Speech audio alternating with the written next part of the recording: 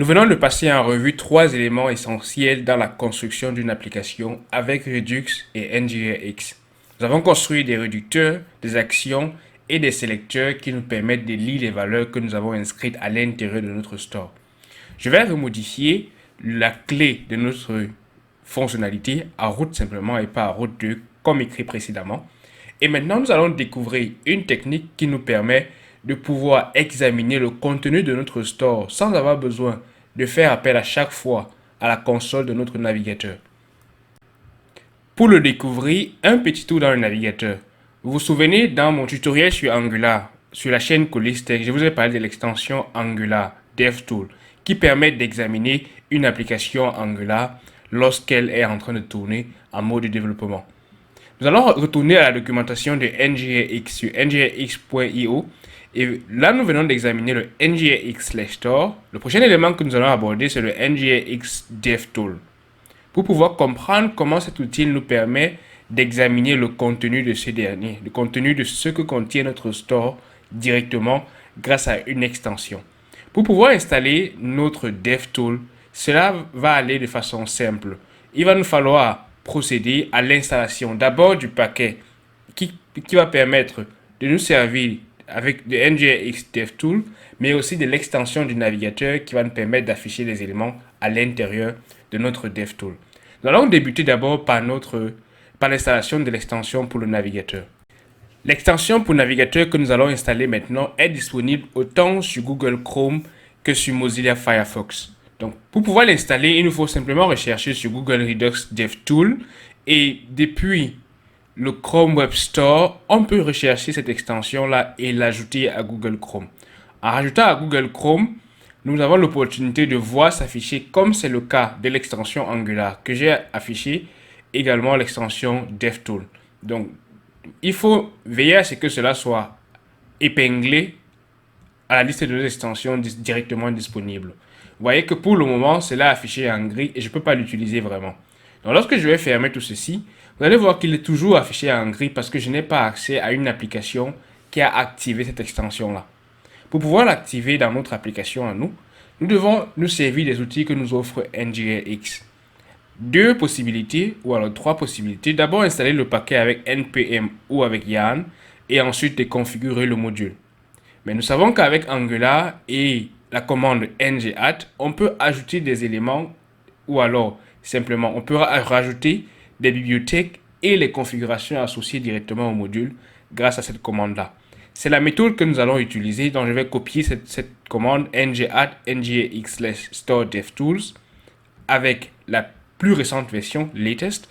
Donc là, je vais créer une nouvelle instance de mon terminal dans mon application. Et là, je vais rajouter simplement cette commande-là avec ngadd ngrx/store devtool. Donc, cette commande va se charger pour moi d'installer d'abord le paquet concerné et ensuite de configurer mon module pour que ce dernier puisse être utilisé directement. Cela va prendre un certain temps en fonction de votre connexion. Vous voyez qu'une question m'est posée. Est-ce que je souhaite installer le paquet avant de pouvoir continuer? J'ai dit oui avec Y pour dire yes simplement. Et le paquet va être installé puis rajouté à mon module. Cela prendra un certain temps en fonction de votre connexion. Et comme vous pouvez le voir, cela va modifier directement mon app.module.ts. Si on consulte notre app.module.ts, on va se rendre compte qu'il a effectué quelques modifications dans ce dernier-là. On revoit que dans notre app.module.ts, d'abord il a importé l'environnement. Aussi, il a importé le store DevTool module depuis NGRX store DevTool. Le fait que cela soit affiché en rouge pour NGRX store ne doit pas vous effrayer. C'est juste parce que pendant l'installation, quelquefois les dépendances ne sont pas bien recalculées par Visual Studio Code. Juste un reload de votre console ou alors de votre éditeur de texte doit pouvoir résoudre ce problème-là. Donc là, je vais redémarrer mon éditeur de texte et cela va pouvoir résoudre les problèmes de dépendance qui sont affichés avec simplement le rouge. Maintenant, nous avons le store DevTool qui est inséré et importé directement par cette commande ngadd que nous avons effectuée. Et si vous remarquez, à nos imports Angular, il a également inséré d'autres éléments. Store DevTool module.instrument. Et là, il a rajouté quelques propriétés. Ces propriétés-là, nous allons les examiner pas à pas. D'abord, il y a Max Edge et aussi il y a Lock Only. Max Edge donne l'opportunité de définir combien d'actions vont être affichées dans notre DevTool avant de supprimer l'historique. Par défaut, c'est 25 actions. Vous pouvez le réduire ou alors l'augmenter en fonction de vos besoins. Naturellement, nous ne voulons pas avoir l'affichage dans la console en production lorsque nous avons déployé notre application déjà sur Internet. Donc, c'est pour cela qu'avec environment.productions, cela nous donne l'opportunité d'afficher les logs simplement lorsque nous sommes en mode de développement.